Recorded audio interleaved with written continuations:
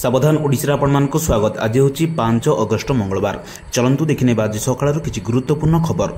जदि पर्यंत वीडियो को लाइक करना वीडियो को लाइक करने सह चैनल को सब्सक्राइब कर कमेंट माध्यम जनातु आपण मैंने क्यों जिला देखुंत जहाद्वारा ये गुरुत्वपूर्ण खबर आपण मान पाखे सर्वप्रथम पहुंच। चलतु लेट नक खबर पर नजर पकेबा। नंबर 1 लक्षपति दीदी हेबे कोटिपति। दीदी बिना सुधरे मिलिब 10 लाख टंका ऋण। सुभद्रा योजना हिताधिकारी को पुणी आज बड़ आशा दे पारंती उपमुख्यमंत्री। से माने आहुरी केमिति आर्थिक दृष्टि समृद्ध हेबे सेतिमे बिना सुधरे एसएचजी ऋण जोगाई देबाको प्रतिश्रुति दैछन्ती उपमुख्यमंत्री। सुभद्रा योजना तृतीय किसी टंका देबा पूर्व हिताधिकारी कथा होइछन्ती उपमुख्यमंत्री प्रभात परिड़ा।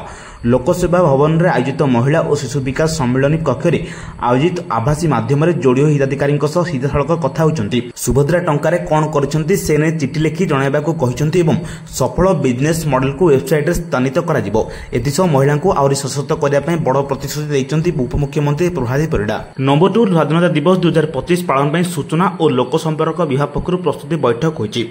चलित वर्ष 79तम राज्यस्तरीय स्वाधीनता दिवस माननीय मुख्यमंत्री मोहन चरण माझी मुख्य अतिथि भाव जोगदे जातीय पताका उत्तोलन करेंगे और सम्मेलन परेड रे अभिवादन ग्रहण करेंगे। सोमवार अपराह्न सूचना और लोक संपर्क विभाग पक्षरु स्वाधीनता दिवस 2025 पालन रूपरेख संपर्क में एक प्रस्तुति बैठक अतिरिक्त मुख्य शासन सचिव सूचना और लोक संपर्क विभाग हेमंत शर्मा अध्यक्षतार अनुष्ठित हो जाएगी। स्वाधीनता दिवस आम समस्त एक राष्ट्रीय उत्सव और गर्वर प्रतीक। उत्सव आयोग समय समस्त विषय को टिकी निकी भाव गुरुत्व देवाक अतिरिक्त मुख्य शासन सचिव बैठक में गुरुत्व देते। नंबर 3 परमाणु शक्ति क्षेत्र में घरोई कंपानी को मिलिब एंट्री। नूतन आईन आनीपारती सरकार। वर्तमान पर्यंत केवल सरकारी कंपानी गुड़िक परमाणु शक्ति क्षेत्र में काम करुले। एवं घरोई कंपानी गुड़िक सुजोग देवाई सरकार आईन में परिवर्तन करने को जाउछन्ति। या सहित एक नूतन आईन आनीपारती। सूत्र अनुसार सरकार किसी आईन में परिवर्तन आने को विचार करुछन्ति जहाद्वारा घरोई कंपानी गुड़िक परमाणु शक्ति क्षेत्र में सुजोग मिल पार।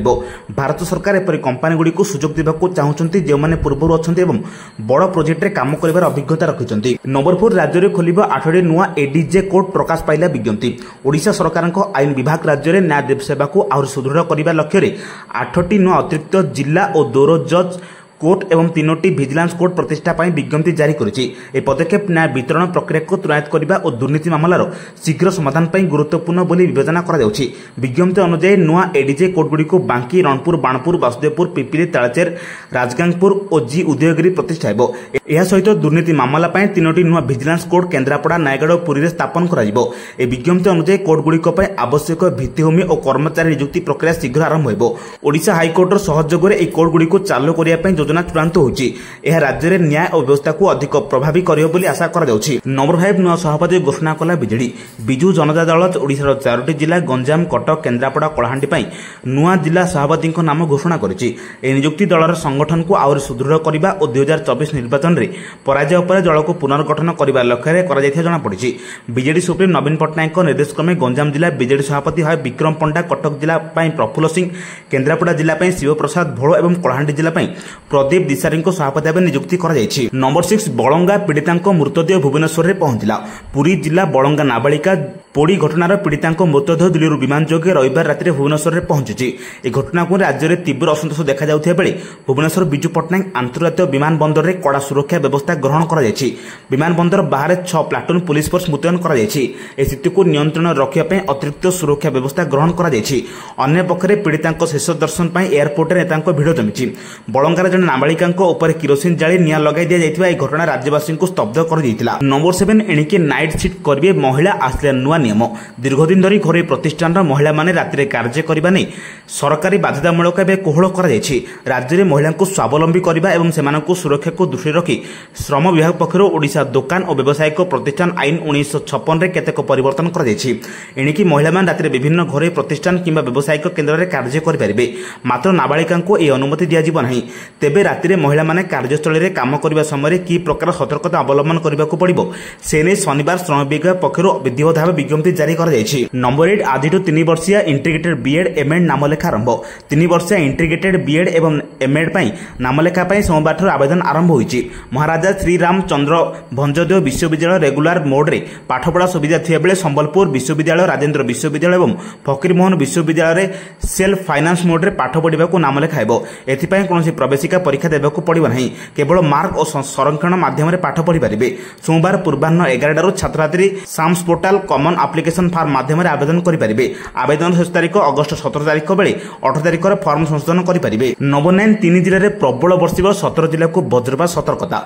राज्य में मौसुमी वर्षा जारी रही। रविवार चांदपाली में सर्वाधिक 52.6 मिलीमीटर वर्षा रेकर्ड होता बेले बालेश्वर में 14, भद्रक में 10, केन्द्रापड़ा में 6, Rourkela 3.1 millimetre, Jajpur 1.5 millimetre, Bhubaneswar 1.4 millimetre, Hirakud और झारसुगुड़ा 0.4 मिलीमीटर वर्षा होगी।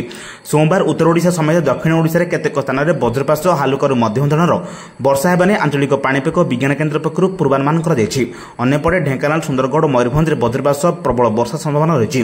एथिपाई 6 जिला को येलो वार्निंग जारी कराଯାଇଛି। नंबर 10 अत्याधुनिक आम्बुलांसर शुभारंभ कले मुख्यमंत्री मोहन चरण माझी रविवार केन्दुझर जिला गस्तर आसी विभिन्न कार्यक्रम में सामिल होइचंती। यह अवसर में मुख्यमंत्री जनसाधारण को चिकित्सा सेवा जोगाई देबा नै एडवांस लाइफ सपोर्ट सिस्टम थिबा 3टी अत्याधुनिक आम्बुलांसर शुभारंभ करिसंती। केन्दुझर खणी बहुल जिला होइतिबारु जिले में मात्राधिक गाड़ी चलाचल करिथाई।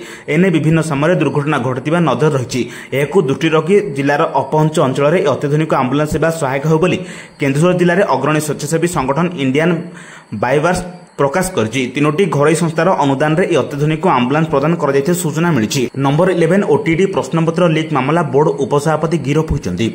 ओटीडी प्रश्नपत्र लीक मामला रे बोर्ड उपसभापति निहार रंजन महांती को गिरफ कला क्राइमब्रांच।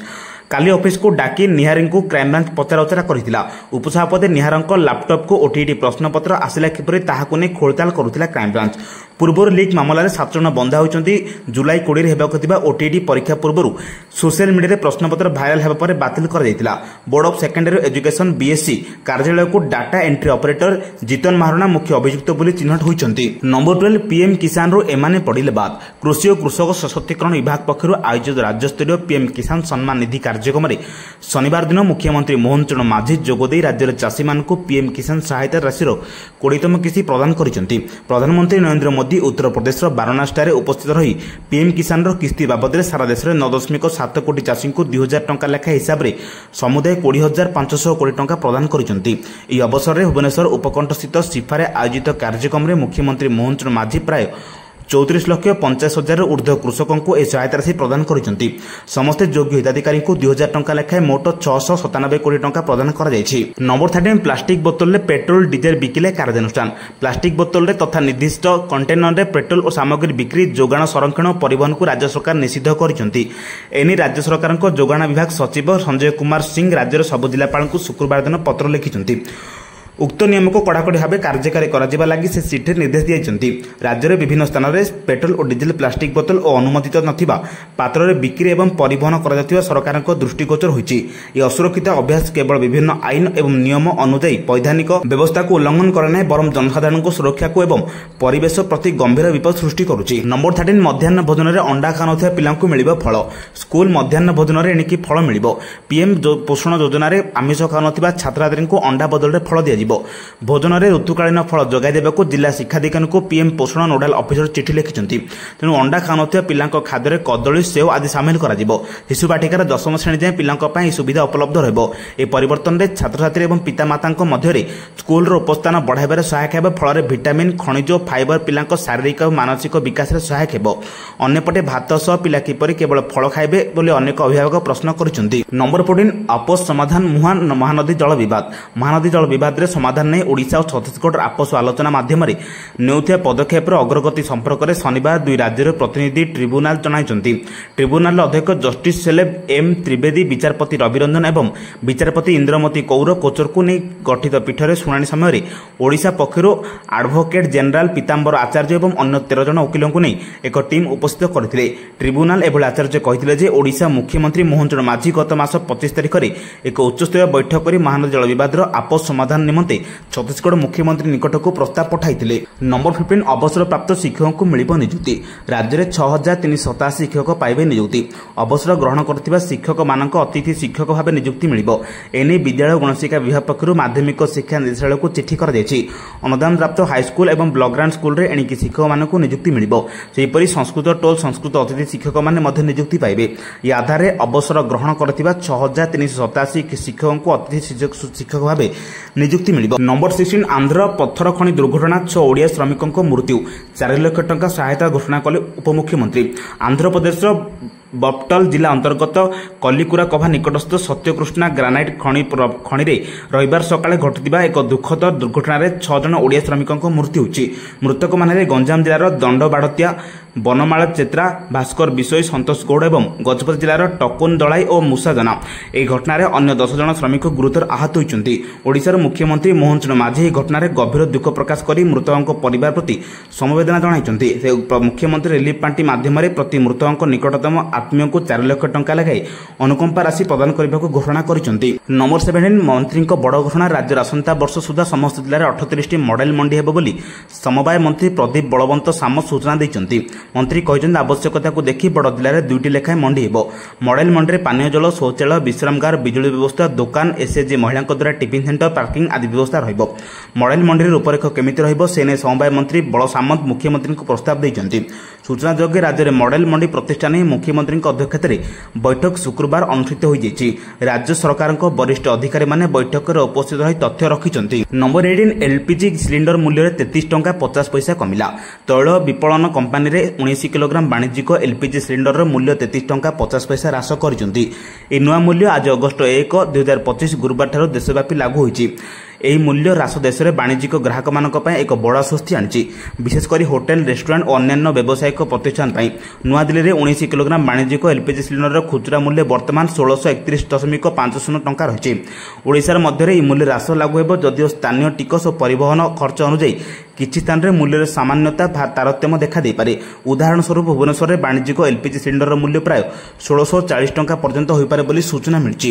ନମ୍ବର 19 ବିଶ୍ୱ ରେକର୍ଡ କଲା ପ୍ରଧାନମନ୍ତ୍ରୀଙ୍କ ପରୀକ୍ଷା ପେ ଚର୍ଚ୍ଚା 2025 କାର୍ଯ୍ୟକ୍ରମ। ପ୍ରଧାନମନ୍ତ୍ରୀ ନରେନ୍ଦ୍ର ମୋଦିଙ୍କ ପ୍ରମୁଖ ପଦକ୍ଷେପ ପରୀକ୍ଷା Pe Charcha 2025 Guinness block of world record ହାସଲ କରିଛି।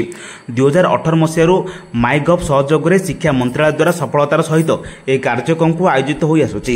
କୌଣସି ନାଗରିକ ସଂଗଠନ ପ୍ଲାଟଫର୍ମର ଗୋଟିଏ ମାସରେ ସର୍ବାଧିକ ପଞ୍ଜୀକରଣ ପାଇଁ ଚଳିତ ଥର ଏହି କାର୍ଯ୍ୟକ୍ରମରେ ଗିନିଜ୍ ବିଶ୍ୱ ରେକର୍ଡ ସହିତ ସମ୍ମାନିତ କରାଯାଇଛି।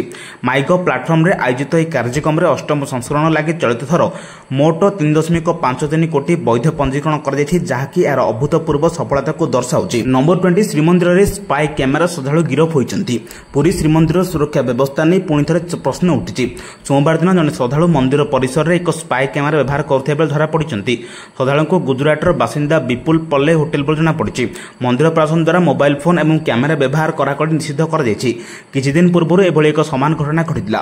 ଜଣେ ସ୍ଥାନୀୟ ଶ୍ରଦ୍ଧାଳୁ ଅଭିଜିତ କର ତାଙ୍କ ଚଷମାରେ ଫ୍ରେମ୍ରେ ଲୁଚାଇ ରଖାଯାଇଥିଲା ଏକ ସ୍ପାଇ କ୍ୟାମେରା ବ୍ୟବହାର କରି ଦେବତାମାନଙ୍କର ଦୃଶ୍ୟ ରେକର୍ଡ କରୁଥିବା ଦେଖିବାକୁ ମିଳିଥିଲା। ପଚରାଉଚରା ସମୟରେ ଶ୍ରୀମନ୍ଦିର ଭିତରର ଭିଡ଼ିଓ ରେକର୍ଡିଂ କରିବାର ସ୍ୱୀକାର କରିଥିଲେ ସେ। ଏହାପରେ ପୁଲିସ ତାକୁ ଚଢ଼ାଉ କରିଥିଲା। ଏହିଭଳି ଗୁରୁତ୍ୱପୂର୍ଣ୍ଣ ଖବର ପାଇବା ପାଇଁ ଆମ ଚ୍ୟାନେଲ ସହ ଯୋଡ଼ି ରୁହନ୍ତୁ। ଯଦି ଏପର୍ଯ୍ୟନ୍ତ ଭିଡ଼ିଓକୁ ଲାଇକ୍ କରିନାହାନ୍ତି, ଭିଡ଼ିଓକୁ ଲାଇକ୍ କରିବା ସହ ଚ୍ୟାନେଲକୁ ସବସ୍କ୍ରାଇବ୍ କରି କମେଣ୍ଟ ମାଧ୍ୟମରେ ଜଣାନ୍ତୁ ଆପଣମାନେ କେଉଁ ଜିଲ୍ଲାରୁ ଦେଖୁଛନ୍ତି, ଯାହାଦ୍ୱାରା ଏଭଳି ଗୁରୁତ୍ୱପୂର୍ଣ୍ଣ ଖବର ଆପଣମାନଙ୍କ ପାଖରେ ସର୍ବପ୍ରଥମେ ପହଞ୍ଚିବ। ବ୍ୟୁରୋ ରିପୋର୍ଟ, ସାବଧାନ ଓଡ଼ିଶା।